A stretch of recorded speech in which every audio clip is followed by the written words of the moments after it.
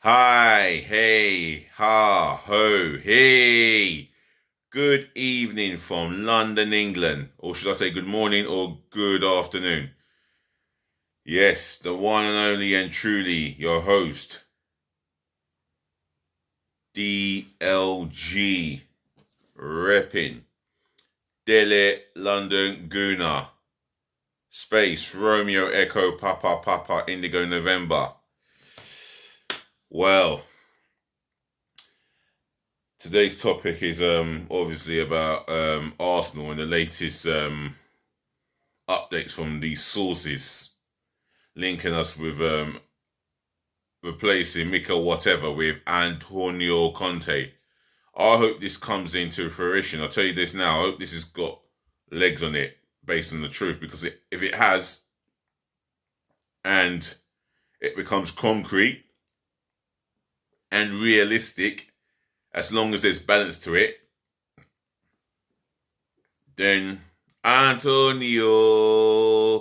Antonio, Antonio, Antonio, Antonio. Until then, I don't believe it, personally. Ten Hag is available next year summer, but I'm not going to wait for Mikel whatever to mess us up until we can get Ten Hag. If he messes us up, we won't be we wouldn't even be able to attract COVID-19. Never mind Ten Hag, Antonio Conte, Mauricio Pochettino, who I would go for. We're we're at a crisis. We're literally on the floor, and we are struggling to get back on our feet. We're struggling to crawl, and it's the way the football club's being run by the individuals who are classed as hierarchy, the board of directors. I know what I really want to call them, but I'm going to stick with the board of directors. Some of you have heard me use an unpleasant wording, and it's not nice. Neither is Arsenal being broken as a football club. That's definitely not nice. Let me tell you this, yeah, as we're on the subject of Arsenal. And while I'm here, make sure you smash the thumbs up like button for me, please. Please also remember to share this channel all over the world. Yeah? All 7 continents. It doesn't matter where you come from, your race, culture, etc., etc. Just share it all over the world virally and tell your friends and your relatives to share this channel in amongst their friends and relatives. Positive feedback in my comment section below, please. Yeah, your views, your opinion, and your thoughts on and your reaction. If I turn the TV on, I think England are playing. But I'm not too interested in the England game, really. But I just thought I'd turn it on and see what's going on. They're playing Poland away. Anyway, good luck to them if they want to mark Robert Lewandowski. So, let's get straight to the point with Arsenal. Now, yeah, there's a source coming out of somewhere linking us with Antonio Conte. Now, this is a manager, who has the experience. He's a proven elite manager and a winner. He won the league title while playing Marcos Alonso and Victor Moses as his wingbacks. He plays with a back three. Aspilicueta was part of that back three that won the league title. David Luiz played in the middle of that back three. He won a league title. Tactically, he's astute. He has an attacking. He plays with obviously one striker up front, and he can play with 2 strikers up front. He can play a 3-4-3, or he can go with a 3-5-2. He's comfortable with the formation, and he commands respect, and he deserves the respect. As I well know, He's managed Juventus. He's won the Serie A league title there. It's dominated by Juventus, as always. Came over to Chelsea, won the league. He didn't stay on the long term. He won Serie A with Inter Milan of recently. All but the fallout was he was told that he would have to sell his best assets for the club to balance the books. He wasn't having none of it, so he's left. And he's got a deal. He signed a deal with Sky Italia. So, you know, he might not take the Arsenal job anytime soon. Nowhere near anytime soon. But who knows? If Arsenal have made a phone call to him, which is being rumoured, then, well, I'd like to believe that is true. I'd like to believe that story has at least some toes on it. That's how hopeful I am. That hopeful. Well, let's talk about my personal view on the football club itself and the football club's board of directors. Edu, he sold himself to be such a stupid fool. Jeff Shreves went in on him with the questions, and I'll tell you something, I'm glad he did that. It just proves how incompetent Edu is, and I'll tell you what, after that interview, I just so damn well hope this is the end coming for Edu. It's unacceptable. It's unacceptable the job that he's done. He's not signed the players of elite quality. Not that I can think of. And in his role as technical director, it's been a failure. Excuse me. It has been a complete failure, and he will pay the price with his job. And if I do not want to see him at the club, if we are going to appoint a Mikel Antonio, if we're appointing Antonio Conte, I don't want to see Edu at the club anymore before that happens. If that is to happen. Because I, for one, will be disgusted. Very disgusted. However, let's talk about where Arsenal will finish up this season. I think there's about 10 to 12 teams better than us right now. They don't have to be necessarily bigger clubs, but they've got better teams, better players, better management. And their I think most management are better than Mikel whatever. I think their structure is, the footballing management, talking about Premier League management, that I can name off the top of my head, they're better than Mikel whatever. And that's what I will keep saying. If Mikel Arteta really was intelligent, he should have said no to the Arsenal job. Now he's left himself in a situation where he will get the sack at Arsenal because the players are down tooling for him. It wouldn't surprise me if they down tool against Norwich and we get beat. It wouldn't surprise me at all. We got beat at home by Burnley. Why can't we get beat at home by Norwich City? It wouldn't surprise me if those players down tool for him. But he doesn't help himself by playing a style of football and a brand of football that we don't recognise. It's not just boring.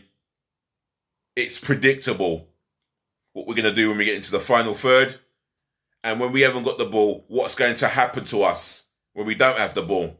We get opened up. We leave spaces in key areas of positions, whether defensively, in the midfield, we're open. There is no life in our attackers, and we've got a goalkeeper who's not 100% committed. So it's a recipe for a complete disaster of a season. Another wasted, disastrous season. And employing that manager, is the biggest mistake in the club's history. For the simple fact is, he was a cone or bib man for Pep Guardiola. You've gone from being a Pep Guardiola cone man to Arsenal Football Club manager. If you had any dignity about yourself, Mikel, whatever, if you had the ultimate love for your wife, for your children, if you respected them as you say you would abundantly, you do the right thing and resign from Arsenal. You should resign as Arsenal manager before the Norwich game, because if those players are not going to play for you, and that's in particular the senior players, they're not going to put in the work for you. There's nothing you can do. You've lost the dressing room, or half of it, and half of them are senior players. Yeah? You've lost the respect of the players. You've lost the respect of the fans. You lose the dressing room, you've lost the fans. The majority of the fans. You've lost me. It's nothing personal. As a head coach or a manager,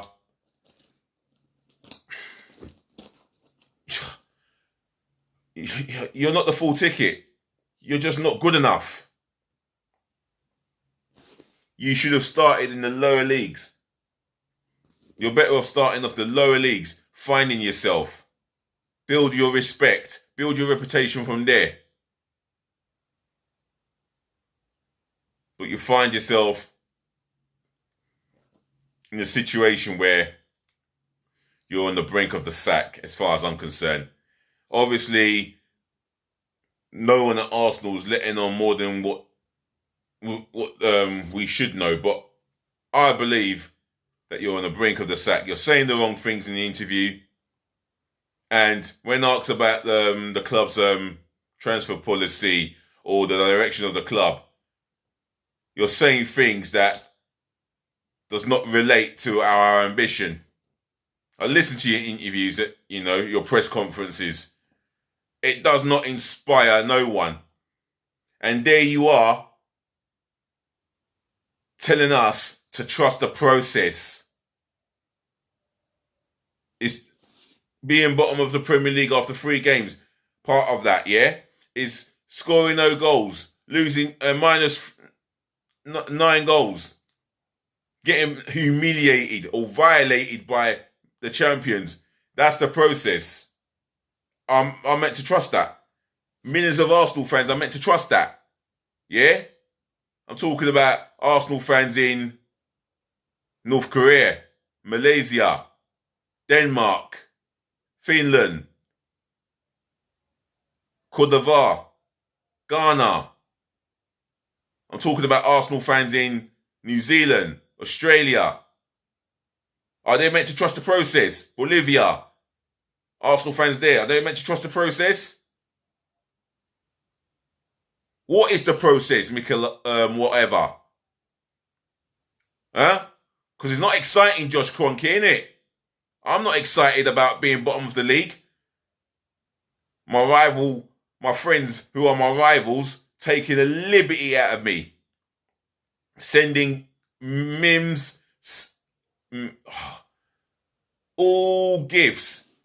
Because we are the club that is the joke. We're the joke of the Premier League right now. We cannot find any arguments. And for me, enough is enough. And where do I think Arsenal will finish realistically? Mid-table. Between 10th and 13th, if we're lucky.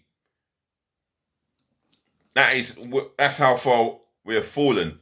That's how hard we have fallen. We're just not good enough. At all. At all. We're just simply not good enough to mount any form of challenge for the top 4, top 6. And what is it Edu says? We're not aiming for top 4. We're not aiming for the top 6. We're not aiming for the top 8. We're not aiming for even to the top 10. But we have a future. Our aim is to create a future within 4 years. Get out of here. You should sack yourself. I'm disgusted. Our owner,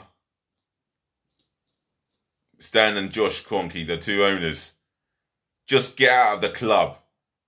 You know the fans are hurting inside. Just sell up to the Qatari family who have the money to invest. They're owners who want to take Arsenal forward within the right direction. They're owners that are prepared to hear what the Arsenal fans want. They're owners who want to be successful in what they do. They're not here to seek failure in sport or in life. Unlike you, Kroenkes. Failure with a capital F. The future for me is if we can continue to talk about this Qatari family, I would encourage any YouTuber who is an Arsenal fan to have a conversation with about the Qatari family and let's have this conversation, because at the end of the day, that is the aim, to keep having this conversation, keep talking about them. And they know that if they know I'm talking about them, they know many Arsenal fans are talking about them. We want a future, a better direction than the one that we've had in the last 15 years. Anyway, enough about Arsenal. I've come to the end of this video and I'm going to leave it as that. So, ladies and gentlemen, to the boys, to the girls, thank you for watching. Thank you for tuning in. Thank you for listening. And also, saving the best to last, as I always say in every video I do on a consistent daily basis. Thank you ever so much for putting up with me. I hope to be back again this evening or tomorrow. Either way, the main thing is Arsenal v Norwich City preview for myself, DLG repping. That's to be watched and not to be missed. I will be picking the starting 11 I would go with instead of whatever he picks. I'll be picking my 9 substitutions, my strongest bench possible, and the formation is a 4-2-3-1. Otherwise, take care of your friends, take care of your family, take care of yourselves. Make sure you remember to stay safe. We've had glorious weather in London, England. And I hope you've had glorious weather wherever you are living in the world. Yeah? Peace, love, and bless again, as I always say. I'm out of here, and I want you guys to enjoy the rest of the day. Or if it's good morning, if it's good morning, then it's good morning. If it's good afternoon, then it is good afternoon. If it's good night, then sleep well and rest well. Well, sleep nicely. Make sure you sleep well as well. I'm out of here. Just please be nice.